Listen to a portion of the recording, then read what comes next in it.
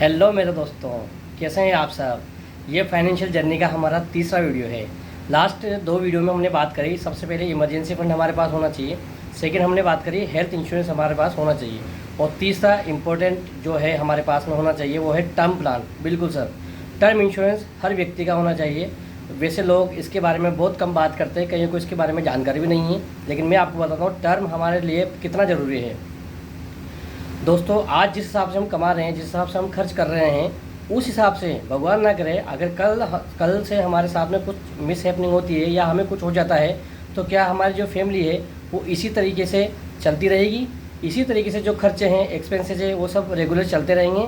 अगर हाँ, तब तो हमें किसी तरह की कोई दिक्कत नहीं है। लेकिन अगर हमारा जवाब है ना, कल से हमारे साथ हमारे ऊपर जो फैमिली डिपेंड है, अगर हमें कुछ हो जाता है तो उनका क्या होगा, ज़रा सोचिए। तो इन लोगों की सेफ्टी के लिए, अपने फैमिली की सेफ्टी के लिए हमें टर्म इंश्योरेंस लेके रखना चाहिए। टर्म इंश्योरेंस दो तरीके से होता है, एक रिफंडेबल, एक नॉन रिफंडेबल। जो रिफंडेबल होता है उसमें जो कॉस्ट आती है वो हमें 10 साल, 20 साल, 30 साल अपनी सहूलियत के हिसाब से चूज़ करनी होती है। और जैसे ही वो प्लान ख़त्म होता है, टर्म ख़त्म होता है, जैसे 30 साल का हमने लिया है तो 30 साल के बाद में वो पैसा हमें वापस रिफंड हो जाता है। और एक दूसरा इसमें जो रिफंडेबल है इसकी कॉस्ट थोड़ी सी ज़्यादा आती है। और एक होता है दूसरा नॉन रिफंडेबल।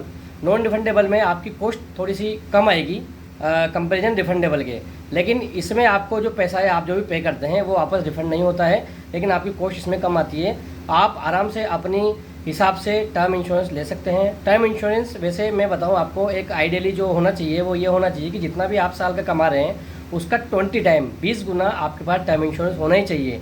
और कम से कम मैं आपको बताता हूँ 25 से 50 लाख रुपए का टर्म इंश्योरेंस तो हर व्यक्ति का होना चाहिए।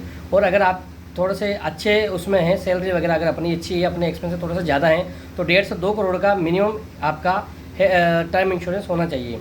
इसके लिए हम और चर्चा करेंगे, टर्म इंश्योरेंस पे अपन बात करेंगे। फिलहाल इसके बाद में इजाज़त चाहूँगा। जो ये अपने फाइनेंशियल जर्नी के तीनों वीडियो हुए हैं, इसको आप लोग ध्यान रखें किस हिसाब से हमें मैनेज करना है। इसके बाद हम बात करेंगे नेक्स्ट वीडियो पे। Thank you.